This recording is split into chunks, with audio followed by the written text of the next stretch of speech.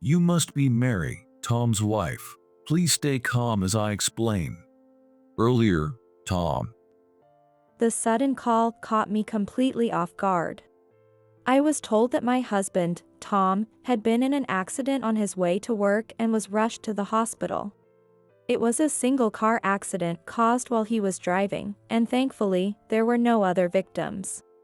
I hurried to the hospital immediately. As I waited for Tom to wake up after surgery, a doctor called me in. He led me to a small private room. I have something important to discuss with you. His serious expression was followed by words that shocked me to my core. Go to the police immediately. What? Why, what's this about? The doctor began explaining to me, seeing my confusion. As I listened, my face grew pale. The implications of what he revealed made me feel dizzy. But I steadied myself.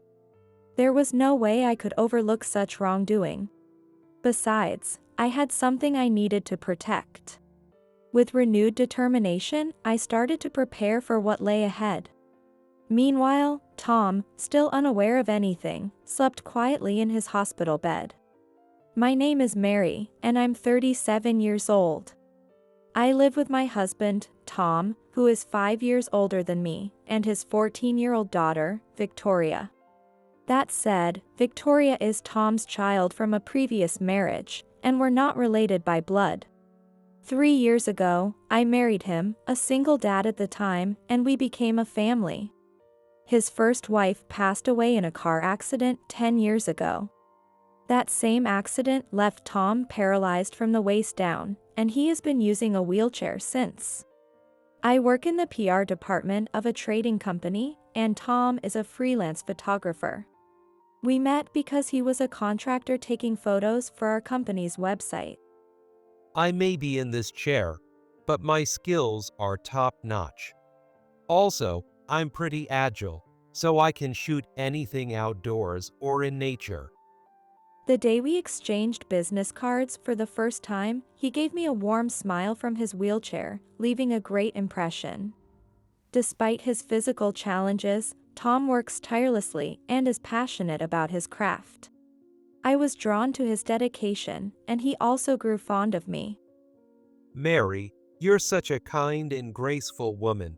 Having someone like you in our family would surely make Victoria feel secure. Stop it. You're giving me too much credit. Not at all. I'm serious about building a future with you. I know I have a child, but if you're okay with that, I'd like to date you with marriage in mind. Those words made me incredibly happy. I had been told by a doctor that I couldn't have children.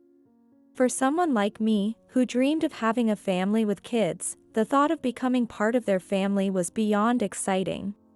Gathering my courage, I accepted Tom's proposal.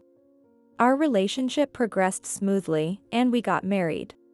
Even though it was a marriage involving a stepchild and a husband in a wheelchair, my parents were thrilled to have a grandchild and wholeheartedly supported our union. After our marriage, Tom remained as dedicated to his work as ever. He moved around skillfully in his wheelchair, honing his skills and taking on more assignments. Of course, there were aspects like bathing and dressing where he needed assistance. In such moments, I eagerly stepped in as his wife to help. However, Tom always made an effort to do as much as he could on his own. One day, he said to me, Mary, I know you try to help me as much as you can, but you don't have to do so much. I want to maintain my independence and handle things myself. "You're right, I understand. I'm sorry." No, it's fine.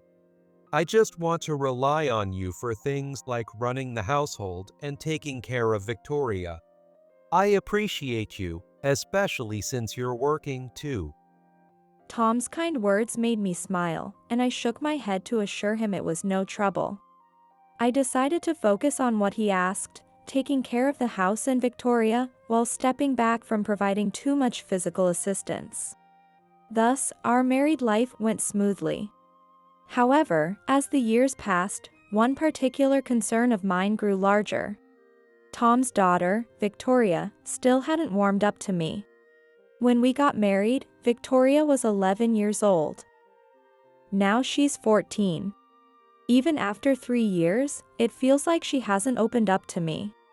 Maybe it's just because she's a teenager, but it still feels a bit lonely. I brought this up with Tom. She's at a tough age, you know. Don't let it bother you too much. Still, I really want to get closer to her. Hey, how about we go on a family trip sometime soon? A family trip. Tom let out a yawn mid-conversation.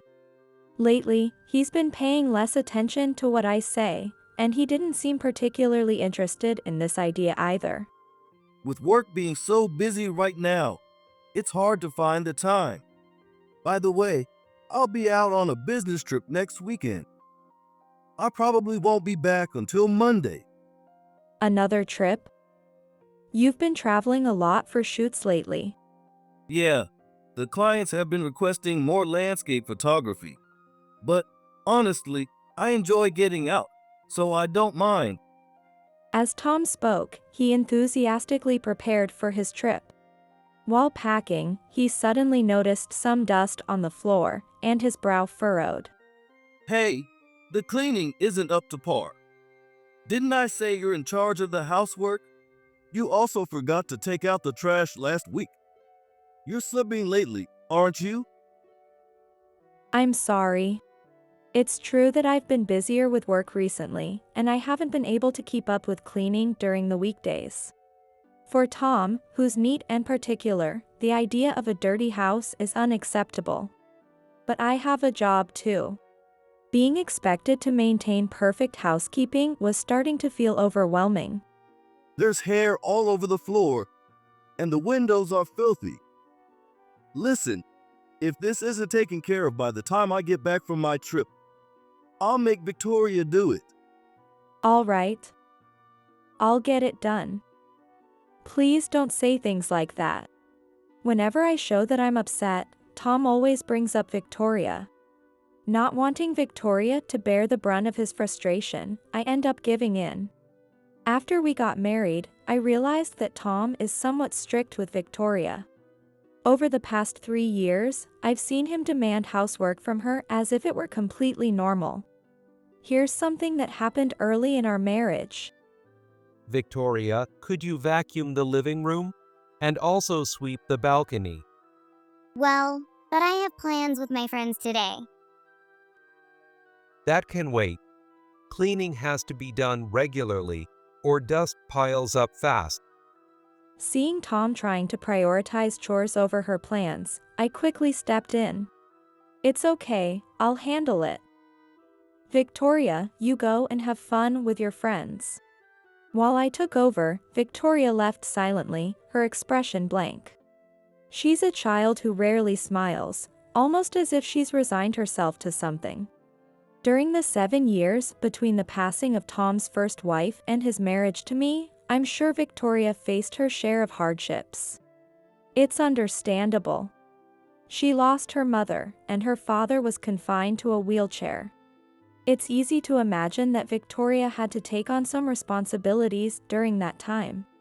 Over the weekend, Tom left for his trip. I immediately got started on cleaning, gathering buckets, rags, and cleaning supplies. Just then, Victoria, who had woken up late, came down the stairs. Good morning. Your dad has already left for his trip. Yeah, Without returning my greeting, Victoria just stared at me. From her expression, it seemed like she realized I was cleaning. She let out a deep sigh and muttered, you really go all out. It's like you're some kind of servant. "What?" My heart skipped a beat. She had hit a nerve. I'm heading to a friend's house to work on homework today. I won't need lunch.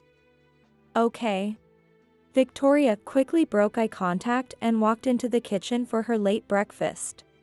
The smell of toast filled the air as my heart continued to pound. A servant. maybe she's right. Since getting married, Tom's attitude toward me has slowly changed. The kind words he once used are gone, replaced by critiques about whether the housework is done properly. It's as if all he wanted from the start was someone who could handle household chores. But no, that can't be true. I shook my head to dismiss the thought. To distract myself, I threw myself into cleaning. The bathroom, sink, toilet, and bedroom all were on my list. Tom and I each had our own rooms and even slept separately. I entered Tom's room, which I was only allowed into for cleaning. As usual, it was meticulously organized. I vacuumed, sliding the nozzle under the bed. Suddenly, a loud noise startled me. It sounded like I'd vacuumed something large. Panicked, I pulled the vacuum nozzle out and checked what had been sucked up. I stared wide-eyed at the crumpled little piece of paper. What is this? It was a business card. The name of Jessica was written on it. Looking at the business name, it seemed like the kind of place with a questionable reputation. When I checked the address on the card, I realized it was a club located in the southern region, where Tom had been on a business trip last month. I quickly searched the club's name and address on my phone. As I suspected, it was a nightclub. Did Tom really go to a place like this? Well, maybe it's not unusual for a man. After all, the southern region was where he went on a business trip last month. But still, knowing how meticulous he is, I can't imagine him going to a place like this. Maybe it was just a work-related obligation. Still feeling unsure, I decided to keep the business card, just in case. A few days later, it was Monday. I was supposed to go to work, but I came down with a fever and had to stay home. After seeing Victoria off to school, I crawled into bed and fell into a deep sleep. Sometime later, I heard a noise at the front door. It seemed Tom had returned. Half asleep, I listened to the sound of him moving around the house.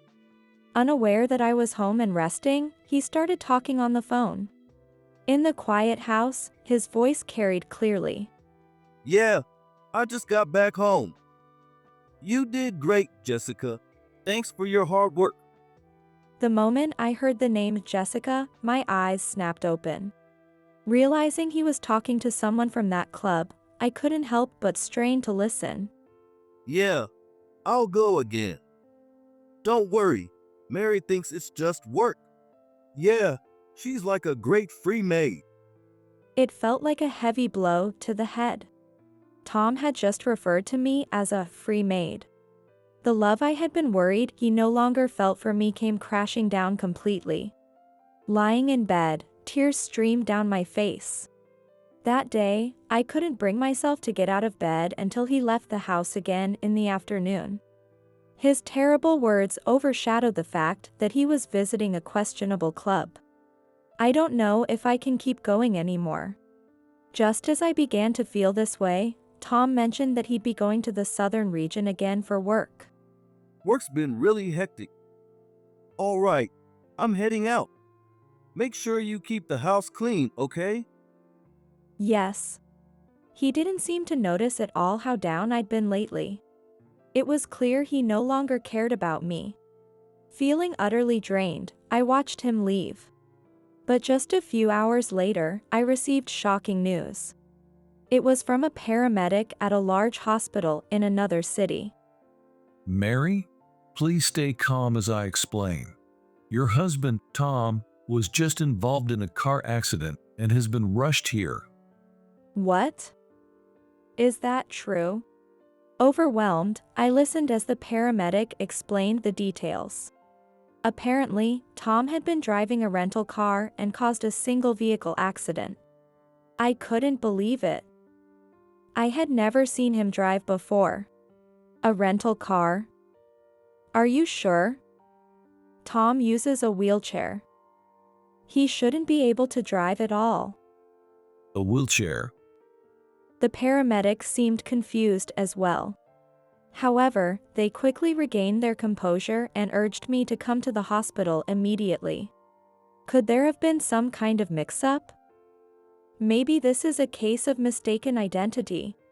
Hoping for that possibility, I went to the hospital, but it turned out the victim was indeed Tom. He had sustained a severe head injury and multiple injuries to his limbs. The doctor informed me that his condition was critical. Excuse me, Mary. Could you come with me? I have something important to discuss. A dignified doctor with a serious expression led me into a separate room. Once inside the narrow private room, I waited nervously for the doctor to speak. The words that came out of his mouth were so unexpected that I was completely stunned. Go to the police immediately. Startled by his intensity, I flinched. What? Why? Is it about the accident? I thought that had already been handled. No, that's not it. Listen carefully and stay calm. Tom was never someone who needed a wheelchair. What do you mean? The doctor explained that when Tom was found, there was no wheelchair anywhere near him. He had been driving using his own legs and caused a single car accident due to some issue. A physical examination revealed no signs that he had ever been paralyzed or unable to use his lower body. That's impossible. He's been living in a wheelchair for as long as I've known him. He even has a disability card. It's likely that the card was fraudulently obtained. Fraudulently obtained? With a cooperating doctor, it can be done. Though I couldn't imagine how such a thing was possible, the doctor's somber expression made it clear he believed what he was saying. When I heard from the paramedic that you said Tom was wheelchair-bound, I grew suspicious and looked into the doctor who initially diagnosed him. The doctor let out a deep sigh. That doctor is someone I know as well, and he doesn't have a good reputation. To hold him accountable, I need you to report this to the police.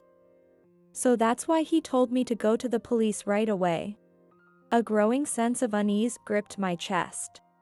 So, you're saying he's been pretending to be unable to walk this whole time? It's a very real possibility. As someone who lived with him, didn't you ever notice anything strange? His words made me reflect on my life with Tom. It was true that Tom often avoided letting me assist him physically.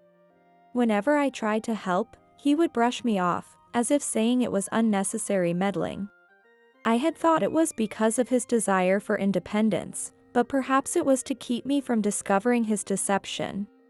When I really thought about it, I started to question if it was even possible for someone who's supposedly paralyzed from the waist down to handle everything like using the bathroom or bathing completely on their own. I don't know much about medical or caregiving matters, so I couldn't find an answer. But then, a memory suddenly came to me, and I gasped softly. Now that I think about it, there was a time recently when I was bedridden, and he came home from being out. He must have thought I wasn't home. At that moment, I'm pretty sure I heard footsteps. How could I have forgotten something so important? That hazy memory from when I was feverish came back to me clearly. Yes, I remember now. I definitely heard someone walking down the hallway. There wasn't even the slightest sound of a wheelchair. Seeing my pale face, the doctor seemed convinced and nodded deeply. If there's anything I can do to help, please let me know. But Mary, you should start thinking about what to do moving forward. I understand. My legs felt like they might give out. Can I really deal with something like this? I can't believe Tom might have been committing fraud all this time. But then another face flashed in my mind. It was Victoria. Does she know about this? I quickly began preparing to head home. When I peeked into Tom's hospital room, he was still fast asleep, oblivious to everything. His bandaged body looked pitiful. When I arrived home, Victoria was already there, having returned from school as instructed. Sitting in the living room, she looked worried. I reassured her that Tom was alive and stable. That's good to hear. For once, Victoria, who usually keeps her emotions hidden, showed her concern for her father. Feeling guilty, I asked her a direct question. Victoria, did you know that your dad can walk? Yes, I've known. Since I was 4. Victoria lowered her gaze. Dad thought I didn't notice, but I did. I guess that makes sense. It was probably all for financial benefits, like disability pensions or other aid. And by having me as a free housekeeper, he created a life of comfort for himself.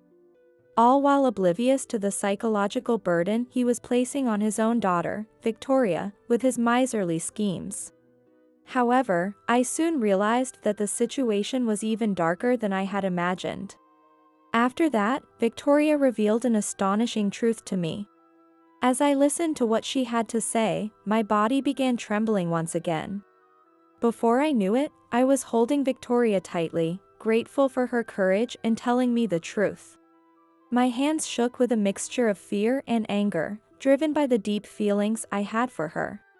She had endured such a horrible life for so long. I have to protect her. No, I will protect her. At the hospital, I had been weak and shaken, but now, that hesitation was completely gone. I had something precious to protect, and that gave me strength. I decided to use the time while Tom was incapacitated to gather evidence. Using his work computer, I checked his travel expenses. Thanks to his meticulous habit of keeping receipts as a freelancer, I could easily see where he had stayed and when. Most of his trips were indeed to the southern region, and, unsurprisingly, I found receipts from the nightclub where his mistress worked. I couldn't believe he was bold enough to try and claim those as business expenses. I gathered everything and also hired a private investigator.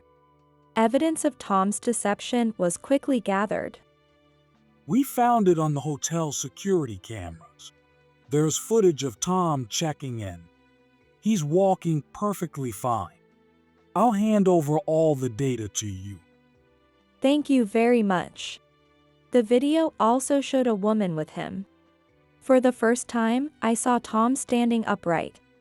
The person linking arms with him was a young woman who looked to be in her 20s. She had flashy clothes, styled hair, and a beautiful but arrogant-looking face. I immediately knew this was Jessica. I went to the club where she worked and confronted her directly. What's this about? Calling me out like this all of a sudden? Sorry, but I have some questions for you. Although Jessica responded with an air of annoyance, I pressed on, determined to get the information I needed. She confirmed everything without hesitation. Tom had been a regular at the club, never using a wheelchair, and the two of them had become romantically involved.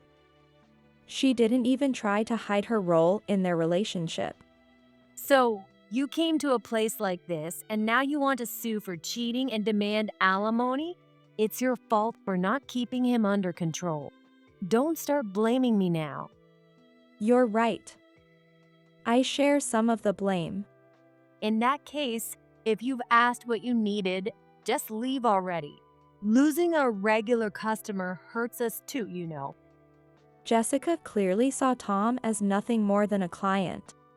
Her attitude, as if she had nothing to do with this anymore, filled me with frustration. I pretended to leave and stepped out of the club. Once I saw her retreat to the back, I re-entered.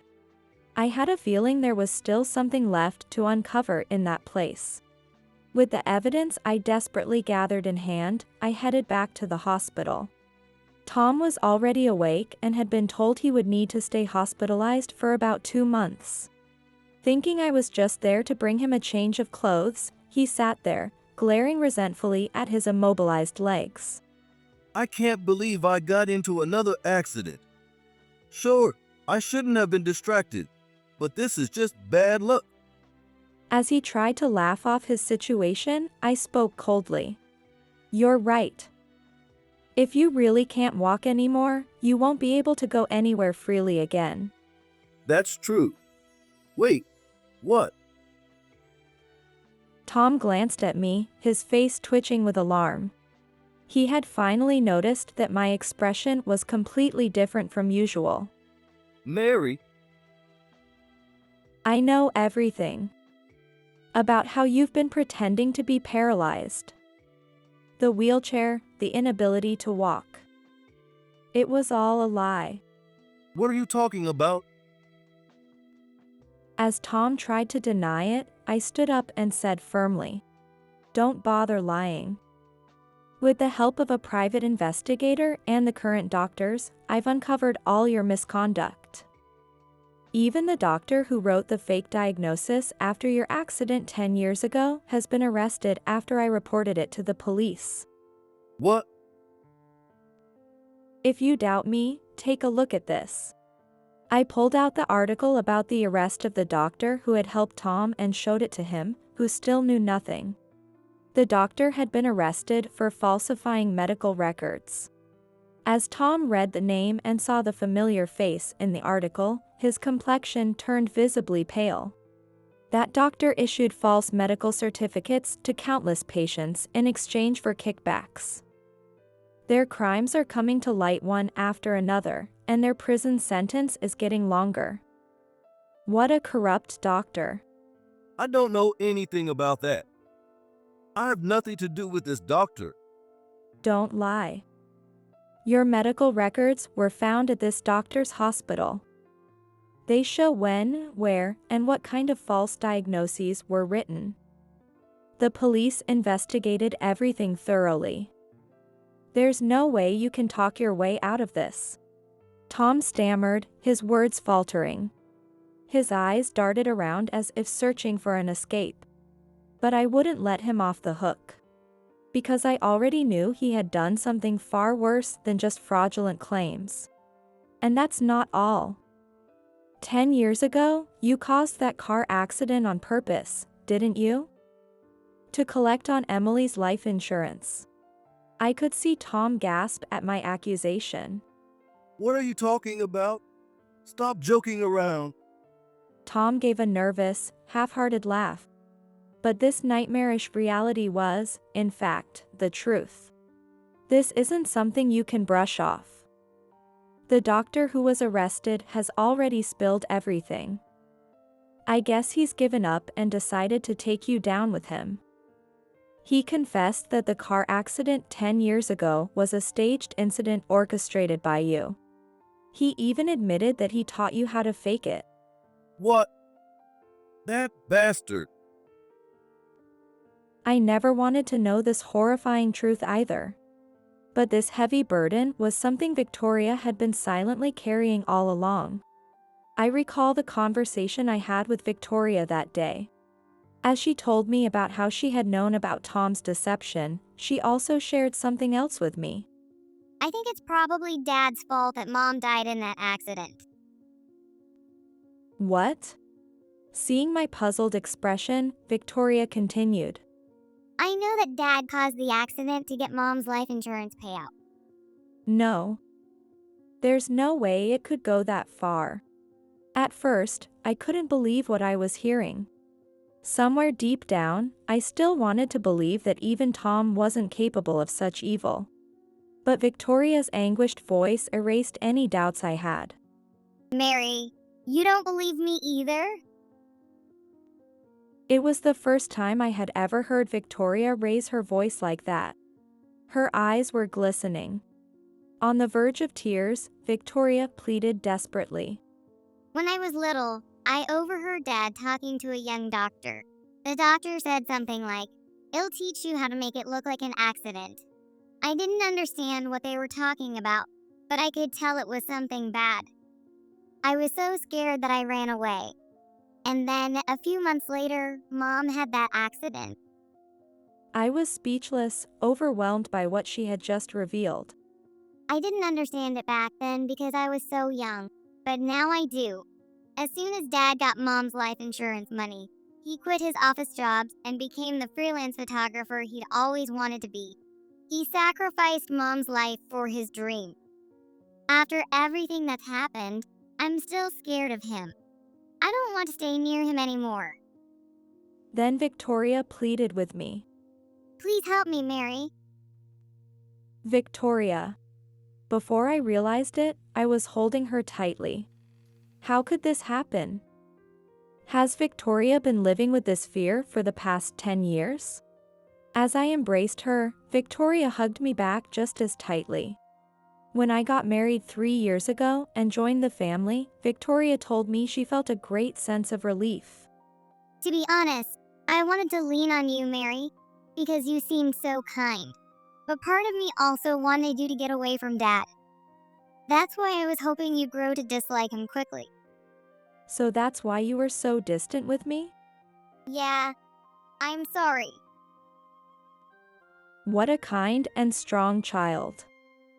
Even though she must have wanted to run away herself, she was worried about someone like me, a stranger. Seeing Victoria's strength as a child, I felt ashamed of myself. Then, I made a firm decision. I'll never let Victoria cry again. I glared sharply at Tom. Now you understand the situation, don't you?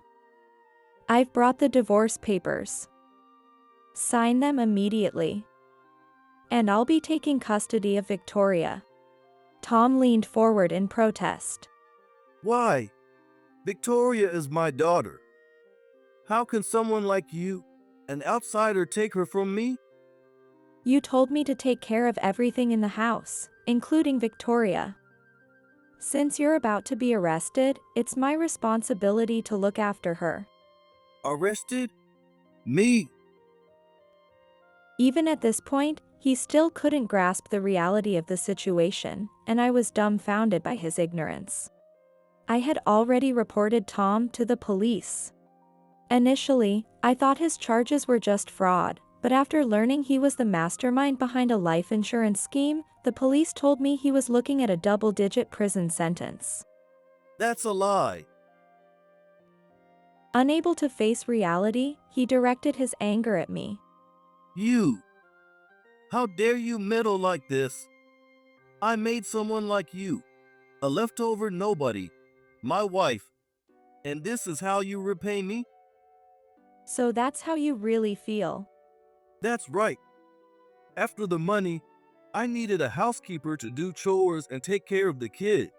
I figured someone quiet like you would be perfect to use for free. But you've turned against me. Tom continued spouting vile, demeaning words. As I realized this was his true nature, the last remnants of any feelings I had for him completely disappeared. In the past, being insulted like this would have made me flinch. But now, I have something I must protect. I will not back down.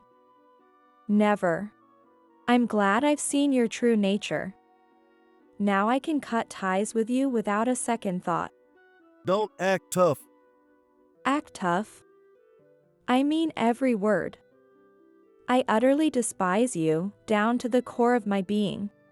Tom faltered under my glare. He probably never imagined that the person he looked down on for so long would stand up to him with such determination. The tension in the hospital room was palpable. Then, someone entered the room. It was Victoria, who I had asked to wait outside. Hearing her step in after the heated exchange, I panicked. Victoria. I told you not to come in. It's okay, Mary. I'm not a little kid anymore. But Dad, you truly are the worst kind of person. Victoria's expression was icy. She must have overheard our conversation earlier. Tom's face paled as he turned to meet Victoria's gaze. And then, she delivered the final blow. Dad, I'm done being your daughter. Give custody to Mary. I don't want to be the child of a criminal. And especially not the man who took my precious mom from me. With that, Victoria glared sharply at Tom. I hate you. Victoria. It must have been the accumulated resentment of 10 long years, during which Victoria was forced to endure so much during her precious childhood. Being abandoned even by his own flesh and blood daughter dealt a significant psychological blow to Tom. He slumped over in defeat, looking like a broken shell of a man. Now you understand, don't you? Sign the divorce papers. In a daze, Tom filled out the divorce forms I handed him. I packed my things and left him with these final words. The police will likely come with a warrant soon. Until then, I'll make sure you have everything you need for your hospital stay, so don't worry. Tom was set to be discharged soon. The police planned to take him into custody at that time. I put my arm around Victoria's shoulders and we walked out of the hospital room. Out in the quiet hallway, I let out a deep breath. You did so well, Victoria. I only had the courage to speak up because you stood strong for me, Mary. Thank you so much, Mom. The moment I heard the word Mom, for the first time, all the tension within me snapped. In front of Victoria, I couldn't help but let tears stream down my face. And just like that, our battle came to an end. That said, my life remained hectic with paperwork related to gaining custody. Tom was arrested immediately after being discharged from the hospital. As a suspect in both fraud and murder, he initially remained silent. However, when confronted with overwhelming evidence from the police, he confessed. The doctor who was arrested as an accomplice had kept audio recordings of his consultations with Tom. I had no idea such recordings even existed. That bastard ruined me. Tom confessed reluctantly, clearly bitter about the situation. The police speculated that the doctor had kept the recordings as leverage to blackmail Tom later. Crooks like them are endlessly greedy in their schemes. In the end, Tom received a heavy sentence of 20 years in prison. It also came to light that it was Jessica who introduced Tom to the corrupt doctor. When I went to her workplace, another nightclub employee discreetly shared this with me. Jessica was infatuated with that doctor. She brought him wealthy clients who were willing to cheat the system for money. It's ridiculous. What does she get out of spoiling him like that? Jessica had been used by the doctor was used by Tom, and Tom, in turn, was used by Jessica. The fact that both Victoria and Tom's late wife were dragged into this vile triangle filled me with anger. Jessica wasn't arrested, but the nightclub fired her. I made sure to sue her for damages. What? You can't claim damages for having an affair with a nightclub client. She seemed to genuinely believe that, but the law allows for claims if the affair involves a married person, even if the other party works in nightlife. With the help of my lawyer, I succeeded in obtaining compensation from Jessica. Both the man she loved and the man she used were arrested and imprisoned. What happened to Jessica, now jobless and without anyone to rely on, is something I will never know. 15 years later, I am 52 years old, and Victoria is now 29. Today is Victoria's wedding day. Under the bright blue sky, the two of us stand in front of the church doors, ready to walk down the aisle together. I never imagined this day would come. What? Mom, did you think I'd stay single forever? No, that's not it. Since then, Victoria has come to adore me as her mother and has grown into a beautiful, kind woman who smiles often. The 15 years I've spent with her have been truly precious. And now, this treasure of mine has found her soulmate and is about to embark on a new journey. I'll always wish for your happiness. So will Emily. Having two moms? I'm already so lucky. The church bells rang out. The announcement for the bride's entrance echoed, and the doorman opened the doors with a warm smile. Together, Victoria and I took a slow step forward into the future. And behind us, I was certain that the spirit of her other mom was there as well, watching over us.